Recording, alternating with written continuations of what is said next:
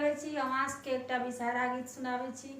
वहाँ सबके केहन लागत, नीक लागत तऽ एक दूसर से शेयर करब, सब्सक्राइब करब, कमेंट करब, लाइक करब, तब विषहारा गीतक आनंद लिअ।